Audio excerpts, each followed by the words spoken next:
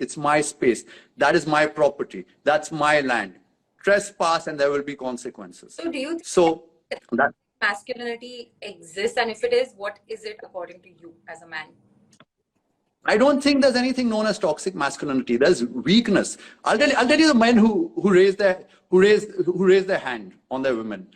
They are the men who are weak, who do not have control over that relationship. I feel a man should have control over that relationship to the extent that he's fulfilling all his masculine responsibilities, and a woman has no reason to point out his inadequacies. What will the woman point out? And if she ever points it out or throws a tantrum, then he stands up for himself and he says, you can't speak to me like that. Because if you continue speaking to me like that, I don't want to be with you anymore. And then she knows that, okay, she can't cross that line. That is the extent of how controlling a strong man should be. Weak men raise their hands on women. When they realize, for example, where I'm losing battery, when they realize, for example, that, let's say, what would a woman say?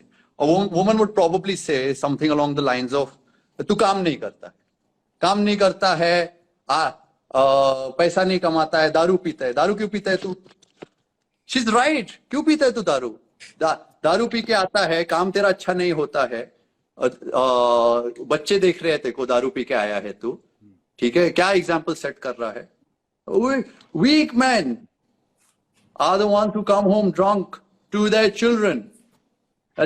That's disgusting. A woman has every right to complain, and if a man raises his hand, he's a weak man. If a woman complains about a man not looking after his health, she's right.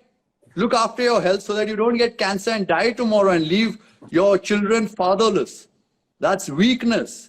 Weak men raise their hand on women. Strong men do not need to do that.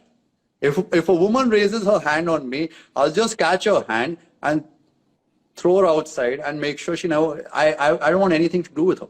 For me, a woman raising her hand on me is like a little child raising his hand on me. I'm not going to raise my hand on the child, because in that dynamic, I'm the physically stronger person. There's no reason for me to retaliate. Please just go. Okay, this is behavior which I cannot tolerate. I have no time for it. I'm not even offended. Nothing. Bye. Tata. So I do not understand stupid men getting slapped around by women. Okay, I get the opposite. I get the opposite. If a man wants, a weak man realizes that the only source of his power is his physical strength in the relationship, he can make life hell for a woman. That's why the laws are there. Because in remote areas, where is a woman going to go? She can't leave. So those laws are there to protect her. Why are you getting slapped around as a man? Like, which man gets slapped around? How can you get slapped around?